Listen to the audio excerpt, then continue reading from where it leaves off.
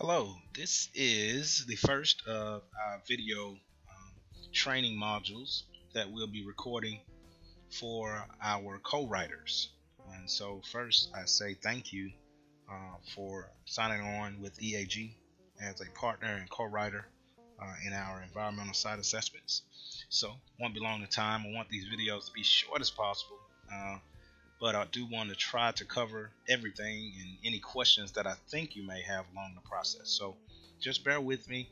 Some videos will obviously be shorter than others, but I think you'll appreciate the amount of detail that we put into them. So today, this first video is under the topic of vital information to gather before starting a co-writing report.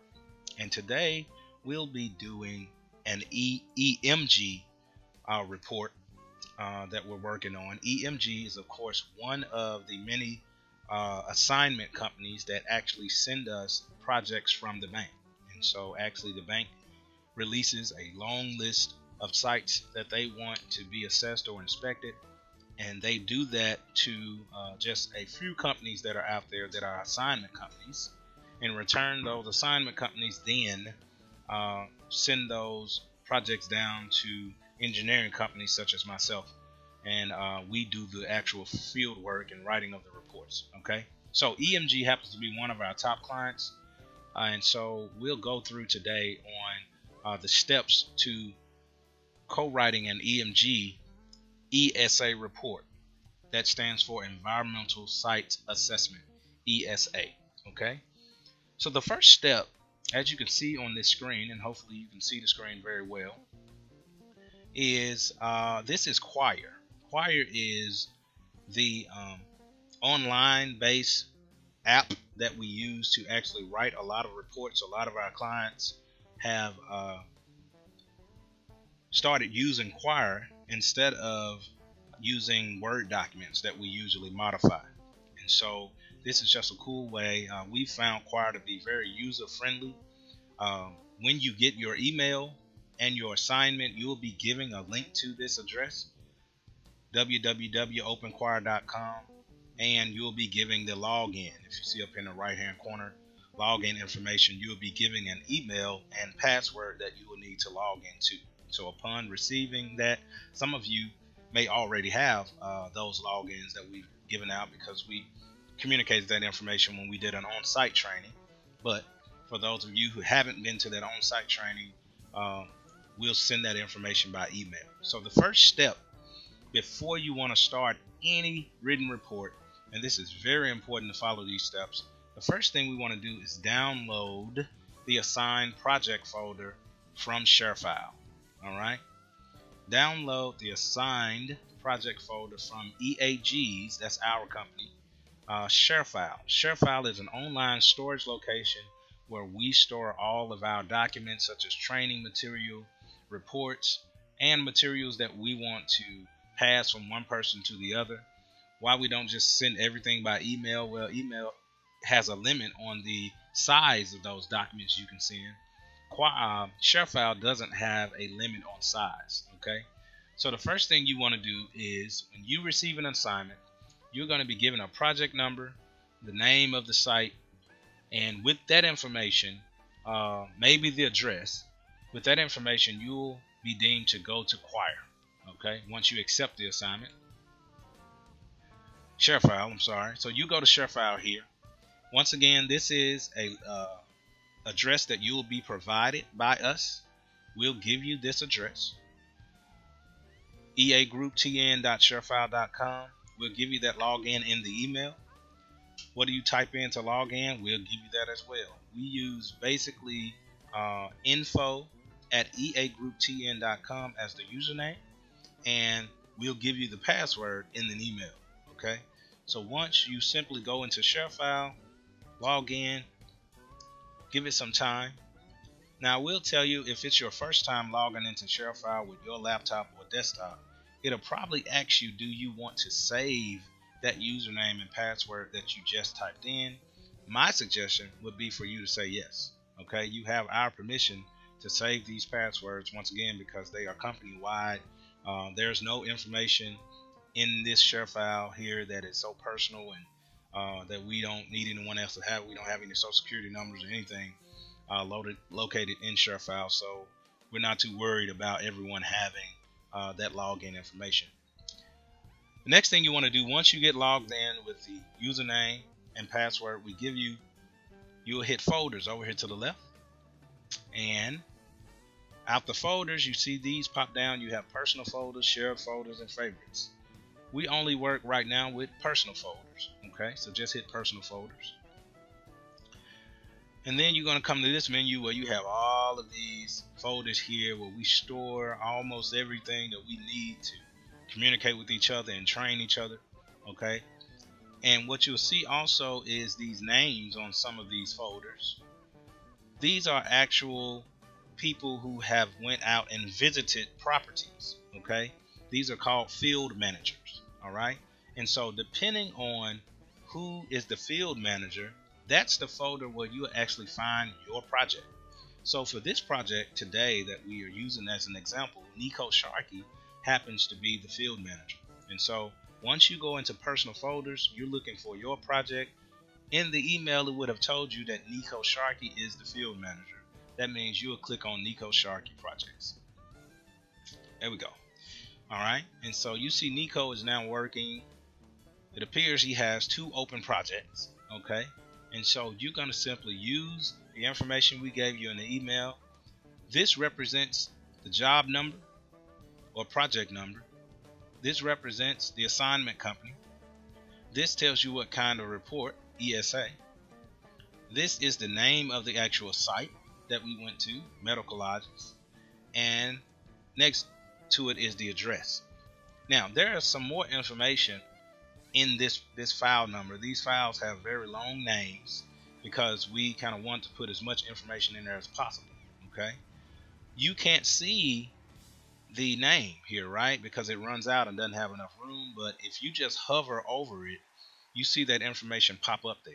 It gives you all of the information, including the address, the city and state, the visit date, which is the day that the field manager went to the site, and the due date of the actual report. Now that due date right there is for us to turn it back over to the bank. It's not the due date for you to turn it over to us. Okay, so really I don't want you paying too much attention to that due date more than the visitation date. The visitation date you will need to do portions of your report. Okay, but I just want to show you hovering over it just simply means you're just putting your mouse cursor over the top of it and not clicking anything. But if you just put it there and hold it and you want that information, it gives you all of the information to let you verify that it is the correct folder. Today, our site we'll be looking at is the one in Goddard, Kansas. This one right here at the top. So we're going to click that over here, that little box, and you see what happened? Another menu just popped up asking you, what do you want to do with this report? Of course, for our purposes, we're going to be downloading that because I want you to have that, all of this information that's inside of this folder. I'll go ahead and open this folder just to let you know. Look, everything or all of the documents that you will need to do your portion of the reports should be inside of this folder.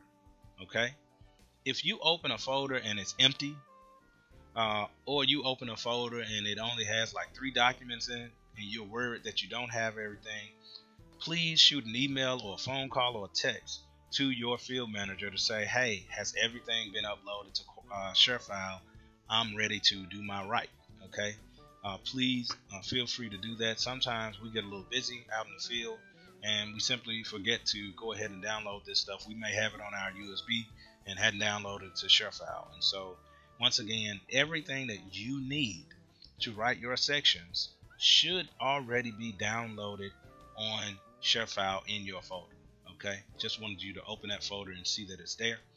But again, we're going to click here and we're going to download it. Don't share it. Lord knows don't delete it, but just download. So we'll hit download here. It's going to think a little bit, give it time. The next thing it'll ask you to do is where do you want to save it? Okay,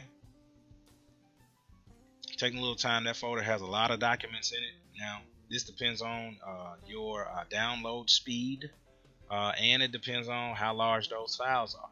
Okay, some internet speeds are pretty fast, some are pretty slow. Okay, Mine's here at the office is pretty average. It's kind of in between. So now it's asking me, where do I want to put this information? That, once again, is up to you. Most of us tend to work from a USB drive where we kind of keep everything because it travels with us, okay? Some of you say, well, I don't like keep things on a USB because I might lose it, so I work from my desktop. That's fine. Choose a place where you have the most space to work from.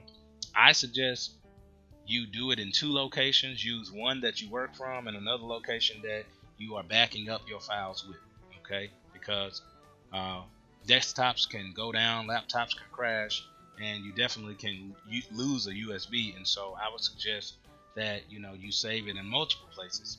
But nonetheless, today I'm going to save it to my computer for training purposes. And the file name, you see that long file name I talked about? That is the file name. It has a lot of information there. It shouldn't be an issue to leave it that way, okay? It's already got the name there. I've already clicked to the location I want to save it in my documents, and so I'm just going to say save. All right. So now that I've got it saved, I'm going to go to my files here. Good. And there we go. See, in my documents, we have this file here, but I want you to notice something important. See that little zipper on there? That means that is inside a compressed zipped folder. It's done that way. It's because, these files are very large and they want you to try to be able to move them around and send them off and package them and take them with you the best way possible. So what we have to do is, just like a suitcase, we got to unzip these files in order to use them, okay? So the first thing we need to do is unzip this file. That's done by just right-clicking one time, and then this menu comes up.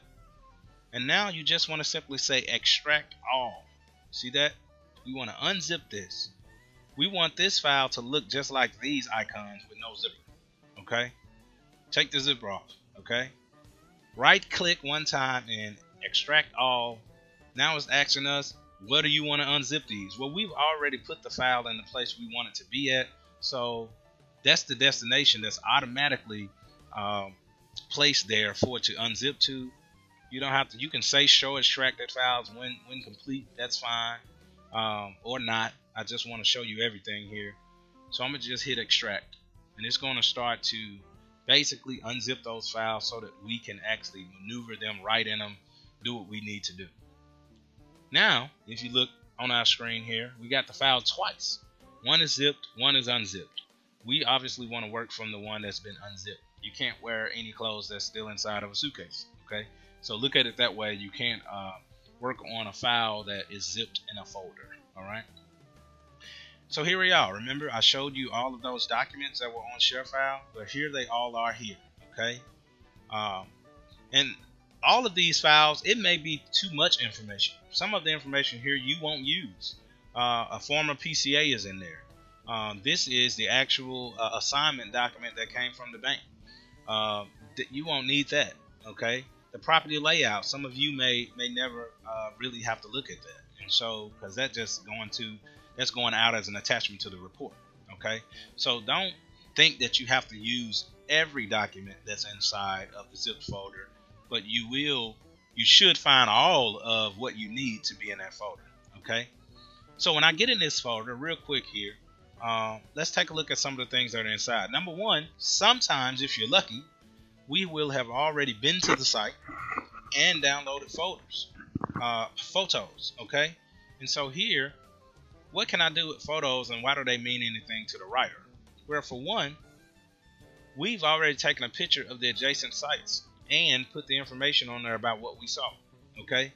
So when you do your adjacent site sections, this is going to come in handy to be able to make sure that what you saw on Google matches what the field manager saw. Those two things at the end of the day have to match. Sometimes Google is a little bit behind, meaning that they did their last flyover maybe 2 years ago in 2016. And so what we looking at on Google may or may not be there anymore, believe it or not. And so that's why when the field manager comes back out of the field, we usually go in and may change some of the things that you have put in from Google. That's okay. But one thing you can do to help save that time, if you have photos and you won't always have them, okay? but sometimes you'll be lucky enough to open up and we've already got the photos there. I personally would suggest that you go in to find the adjacent site pictures to make sure that it's going to match up with your adjacent site section that you're going to write up. Okay, so that's one thing that this folder has in it. Another thing you will see it has, look at that, that's a previous environmental site assessment done in June of 2004. Why is that a good thing? Well, you can cheat. Some of your sections have already been addressed in other reports, and so they're not always 100% correct, but they are a good go by. So if you just want to check yourself to kind of see, looking for writing up the history of that property, that's what I tend to use them for, is just look at the historical section to tell me what the property used to be, what used to be there. You got a little cheat there to have a previous environmental site assessment done on that. Property cards, that's another piece of information that's going to be vital to you before you start. You want to make sure that you have a property card inside. The project work plan. This PWP is also known as a work order. AEI, another assignment company, calls it a work order. Another company, GM, calls it a project award, where EMG happen to call their a project work plan. These are simply work orders to tell us that we are to commence the work. It is our contract that basically tells us that we got the project and we may proceed. But for your purposes, what's inside of this is some vital information that you will need to fill out your report tags. Okay? Sorry, I closed it up there. It tells you the assessment reason. You'll need that information when you're filling out report tags. It tells you the name of the property, the address, the county. You'll need that when you're filling out report tags. The year that it was built, you'll need that filling out. You'll need the type of property that we're looking at. All of this information right here is going to be very vital. It also gives you the parcel numbers of the properties that are covered here. And so that's some vital information that comes in this report, in the PWP, that you will need. But it gives you vital information that you need, okay? And so that's what we need the PWP for. We deal with a lot of acronyms, but that stands for Project Work Plan, all right? Here, this report is something that is for me to deal with for now. It's going to take us a while before I can get everyone trained on the database report. The information that you can steal off here is if you get into your topo section and you want to know what the most recent topo year is, the database report usually has that year here in parentheses. Okay, if you see I opened it and I just went to topographic map, it tells me the most recent topographic map year. And so that's significant information for you. Other things that you'll find handy, the tax map. The tax map should be there. Why do you need that? Well, it tells me the shape and boundary of my property. When you go to Google Maps and you type your address in, okay, let's say, what's the name of this address would be 501 Easy Street. Okay, you're going to be doing this so you can search for your adjacent sites, right? So right now it's in kind of, picture form, but I want to get this thing in aerial form. Okay, that'll help me really see what's going on. That's our site right here. Okay, but this is also part of our property. It extends this way by the according to the tax map. You see that? You got this parcel as well as that parcel. So how is this significant? To the left represents my adjacent property to the west. This represents my adjacent properties to the north. I got residential here and another residence there and some vacant land. Or someone might look at that and say that's agricultural land. That's another lesson. To my east and right, I have vacant land followed by residential. Y'all see that? And south adjacent is a school, it appears to be. So the tax map actually could help you fill out your adjacent site section as well, almost better than using Google. I'd like you to get used to doing both. But the most important thing is for you to look at that tax map and find out where your exact boundaries are. All right. Lastly, you have your area photographs. You have your city directories. That's what CD stands for. You have your flood insurance map. What is that, Nico? that's the same as the Sanborn map. I know y'all hear the language Sanborn used more than flood insurance. Why do we do that? Well, because Sanborn is shorter and flood insurance is 2 words, Sanborn is 1. Okay, so you'll hear us use the word Sanborn, but that simply is the same as the FIM, which is flood insurance map. Next document is going to be really vitally important to you is the PSR, or the Physical Setting Report. Currently, EMG is the only assignment company that actually gives us this report. We are trying hard to convince all of our clients to provide us with this report. Why? Because over here to the left, all of this is stuff that we usually would have to pull ourselves and give it to you. But because they pull it for us and put it all in this report, we don't have to go through and pull all of this stuff separately. Okay, you'll see why that's important later on. But for now, your physical setting report, if you see one in there, go ahead and give a shout to God for it helped all of us out. All right, and finally, the topos, you'll get those as well. That's the topographic section you have to fill out. It gives you the maps already there. Now, the significant part again is that you will need to know how to locate it on here. I don't really know what that means, so I have to look back at my map in order to be able to find where I am on this topo map. Okay, so that's another thing. Sometimes they already have it drawn on these maps, but sometimes, unfortunately, y'all, they don't have them already drawn. Okay, we'll do our best if we have that kind of time to try to get it drawn on there for you before we send it to you all, so you don't have to spend too much time trying to figure out where our property is on the topos and on the aerials. Okay, now this video was a little long, but it was important to get the details in there on how to download. This is step 1 in the process of getting ready to do a write. The most important step you can have is to make sure you have gathered all the information you're going to need before you start writing, because it's going to save you a whole lot of time. Thank you for watching this video module. This is video number 1. The next video we'll be covering today, or whenever you look at this video, would be step 2 in the co-writing process, which is to obtain the adjacent site information using Google Maps or Bing Maps, or as we said today, using the provided tax map as a locator. You can use 2 or all 3 of those things to locate your north, east, south, and west adjacent sites. Stay tuned for that video coming up. God bless.